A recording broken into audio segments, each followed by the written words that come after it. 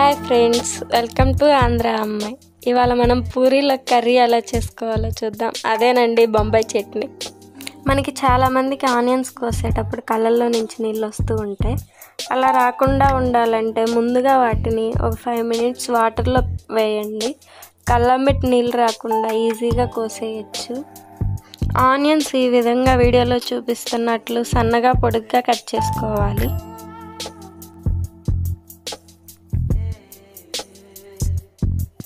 ఈ విధంగా అన్నీ కట్ చేసుకోవాలి.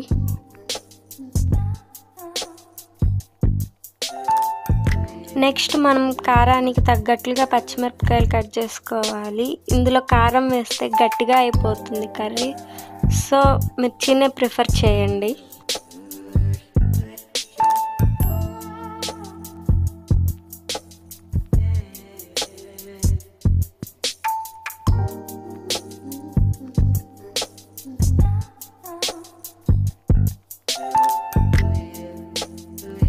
ఆనియన్స్ని ఈ విధంగా వీడియోలో చూపిస్తున్నట్లుగా కట్ చేయండి. అలాగే పచ్చిమిర్చి కూడా మీ కారానికి తగ్గట్లు కట్ చేసుకోండి. ఇప్పుడు ఒక కడాయి తీసుకొని అందులో 2 spoons ఆయిల్ వేసి కొంచెం ఆవాలు, పచ్చిశనగపప్పు వేసి 2 minutes ఫ్రై అవ్వనివ్వండి.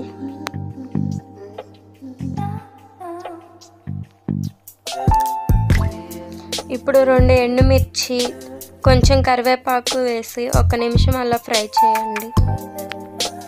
ఇప్పుడు మనం ముందుగా సన్నగా కట్ చేసుకున్న ఆనియన్స్ వేసుకోవాలి.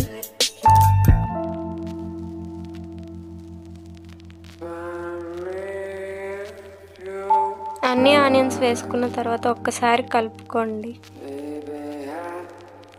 ఇప్పుడు ఇందులోనే మనం ముందుగా కట్ చేసుకున్న పచ్చిమిర్చి కూడా వేసుకోవాలి. అవి కూడా వేసాక ఒక్కసారి కలపండి.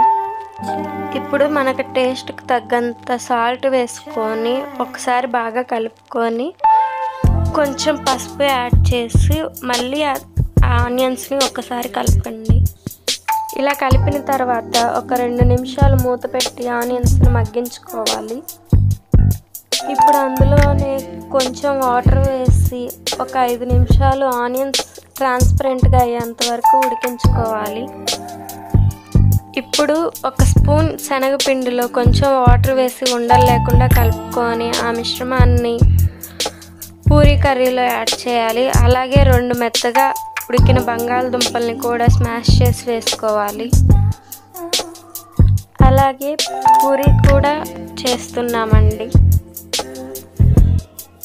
చూసారా, భలే పొంగుతున్నాయి కదా. మీకు కానీ ఈ వీడియో కావాలంటే ఆల్రెడీ షార్ట్ వీడియో అప్లోడ్ చేసాము, తప్పకుండా చూడండి.